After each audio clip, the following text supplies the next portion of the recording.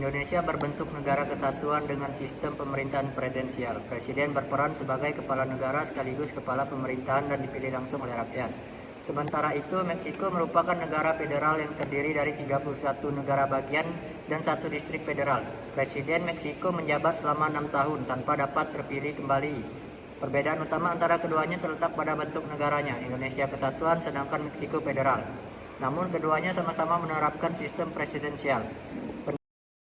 Pendidikan di Indonesia diatur secara nasional oleh Kementerian Pendidikan, Kebudayaan, Riset, dan Teknologi. Pemerintah menerapkan wajib belajar 12 tahun dan terus berupaya meningkatkan pemerataan mutu pendidikan. Meksiko memiliki sistem pendidikan yang bersifat desentralisasi antara pemerintah pusat dan negara bagian.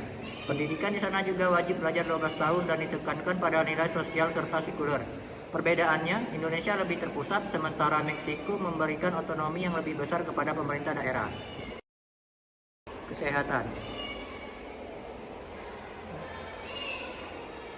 Sistem kesehatan Indonesia dijalankan melalui Jaminan Kesehatan Nasional JKN yang dikelola oleh BPJS Kesehatan dengan tujuan pemerataan layanan kesehatan bagi seluruh rakyat. Di sisi lain, Meksiko memiliki sistem kesehatan yang terbagi dalam beberapa lembaga seperti IMSS dan INSABI. Tantangan utamanya adalah ketimpangan layanan antar wilayah serta tingginya angka penyakit tidak menular seperti diabetes dan obesitas. Indonesia lebih fokus pada pemerataan layanan, sedangkan Meksiko masih menghadapi masalah kesenjangan sistem kesehatan. Sistem hukum Indonesia berakar pada sipil law, peninggalan Belanda, namun juga mengakui hukum adat dan hukum Islam dalam beberapa bidang. Lembaga tertingginya adalah Mahkamah Agung dan Mahkamah Konstitusi. Meksiko juga menganut sistem sipil law yang berasal dari Spanyol, tetapi konstitusinya 1917 menekankan perlindungan hak-hak sosial seperti pendidikan, pekerjaan, dan tanah. Indonesia masih menghadapi tantangan dalam menegakkan hukum dan pemberantasan korupsi, sedangkan Meksiko menghadapi masalah kekerasan terorganisir dan ketidakpastian hukum di beberapa wilayah. Ekonomi Indonesia berbasis pada sumber daya alam, manufaktur, dan jasa, dengan fokus pada pembangunan infrastruktur dan pengurangan kemiskinan.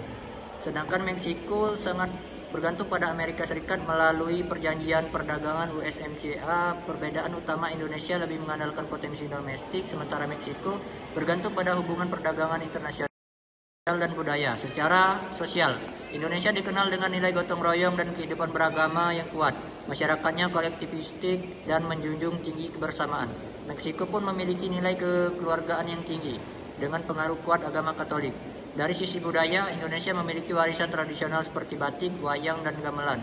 Sedangkan Meksiko memiliki budaya hasil perpaduan antara tradisi pribumi dengan pengaruh Spanyol seperti festival Dia de los Muertos dan musik mariachi. Keduanya memanfaatkan warisan budaya sebagai kekuatan nasional dan daya tarik pariwisata.